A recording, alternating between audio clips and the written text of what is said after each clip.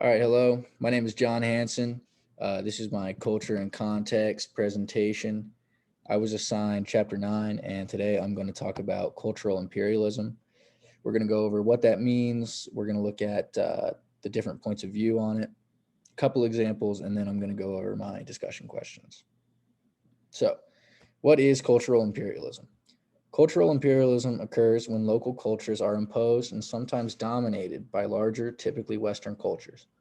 Seeing that cultural imperialism is extremely complex, it comes with a complex definition, and there are five distinct points of view on the phenomenon. The first, cultural imperialism, is cultural domination, meaning it's one culture completely dominating another. The second, cultural imperialism, is media imperialism, meaning that the large media corporations of more developed countries and cultures are dominating and silencing the lesser known media sources from still developing cultures and countries. The third, cultural imperialism, is nationalistic discourse, meaning that cultural imperialism, imposing your culture onto another culture, is a way for nationalists, people who feel a lot of pride for their country, to flex their muscles a little bit. Number four, cultural imperialism is a critique of global capitalism. We're going to talk about that a little bit later when we look at McDonald's as a form of cultural imperialism. And number five, cultural imperialism is a critique of the modern world, which we will also talk about later. So, McDonald's as a form of cultural imperialism. We all know McDonald's. It's an American fast food chain with over 32,000 locations across 100 different countries. And those 32,000 locations serve over 60 million customers every day. Obviously, McDonald's has been expanding internationally for a very long time now, but many individuals have seen American fast food infiltrate their culture and have expressed their dismay over many reasons, such as quality, price, and it doesn't align with their culture. So let's take a look at this news report done by CBC in 1990 after the first McDonald's opened in Moscow. Well, it's been 14 years in the making, and today, finally, McDonald's threw open the doors to its first restaurant in Moscow. And make no mistake, this was an event of major gastronomic proportions. Our Moscow correspondent, Don Murray, savored the cultural revolution that surrounds the Big Mac's arrival in Moscow. A feast in the time of plague. The words of Alexander Pushkin, Russia's greatest poet. In this new time of troubles, on the square that bears his name and statue, Pushkin now contemplates McDonald's. And the question is, was this the feast he wrote about?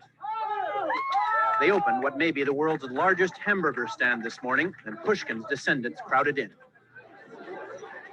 Their verdict on the feast was mixed. I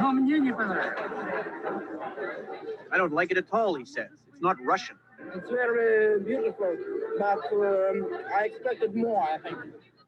This woman doesn't know what she just ate, but she says it was unusual and delicious. We're all hungry in this city, she says. We need more of these places. There's nothing in our stores or restaurants. If you're McDonald's with a restaurant that can serve up to 15,000 meals a day, how do you ensure that you don't run out of food like everyone else? The answer lies in a Moscow suburb, a complete food processing plant, part of McDonald's $50 million investment here, where 14,000 buns per hour are baked, where 3,000 tons of potatoes are peeled and measured, where 10,000 patties an hour are prepared and frozen. That's expensive, and so is the end product for the Soviet consumer. A Big Mac, French fries, and a drink is the equivalent of half a day's wages. Some unhappy Muscovites are publicly protesting. 7 or 8 rubles for lunch, he says. They're ripping us off. But those inside are still trying to digest the service. I spilt my milkshake, he says, and I thought they'd bawl me out. Instead, they gave me another one. All of the staff have been taught to smile relentlessly, all the time.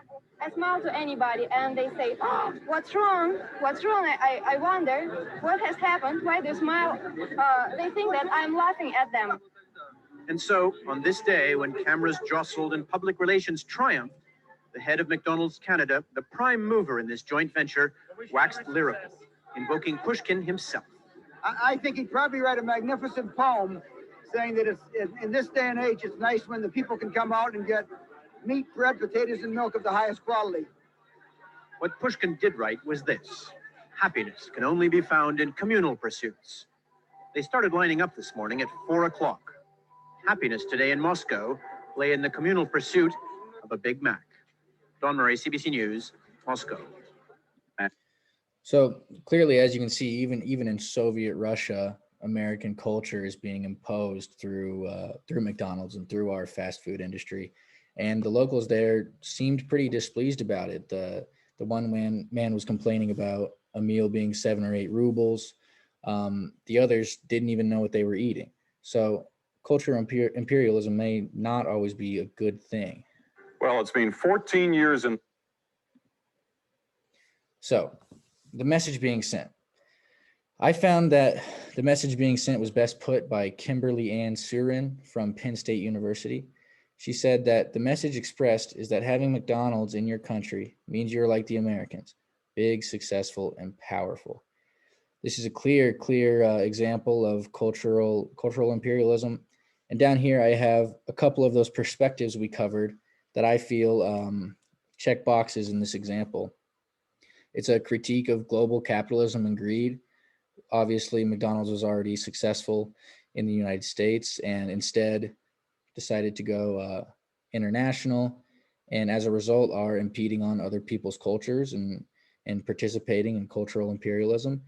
And then also nationalistic discourse. That comes straight from the quote here from Kimberly, that the Americans are big, successful, and powerful, and they want to show you that by putting their food and their culture and their invention in your country.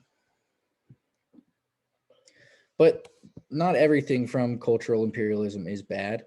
For example, the AIDS relief in Africa is a form of cultural imperialism. George W. Bush signed PEPFAR, which saved more than 18 million lives in sub-Saharan Africa since its implementation. And this is an example of a phenomenon we call electronic colonialism, where a Western culture or a more developed country uses their technological advancements and knowledge over another culture, but rather than to harm or impede upon their culture, it is to help. This is clearly a more beneficial use of cultural imperialism, as we employed electronic colonialism and the technology and knowledge that comes with to aid and assist those who are less developed than us. And once again, I want to tie this back into the perspectives or the point of views we talked about earlier. I believe that this one falls into the last one we talked about, that cultural imperialism may be a critique of the modern world. None of this would be possible without modern technology or communication. So I think perhaps it falls into that. All right, now we're going to go over the discussion questions. Discussion question 1, using your previous knowledge on the matter and what you've learned from the examples given today, determine for yourself whether or not cultural imperialism is helpful or harmful. This question is definitely a double-edged sword. The answer could definitely go both ways. I personally feel that in most cases it is harmful. Discussion question 2, after learning about the points of view that cultural imperialism can be seen from, determine which definition you believe best fits. For example, is cultural imperialism an excuse for nationalistic discourse, or is it a result of media imperialism? And discussion question 3. Lastly, do you believe that McDonald's exploits customers in developing countries, or do you believe McDonald's is a valuable service for individuals in developing countries to have access to? We saw the news report on McDonald's. We saw many people were displeased with the prices and the food, but do you think it's valuable for them to have it there? Because like the one lady said, there is no food and a lot of people are starving. So those are the questions. Thank you.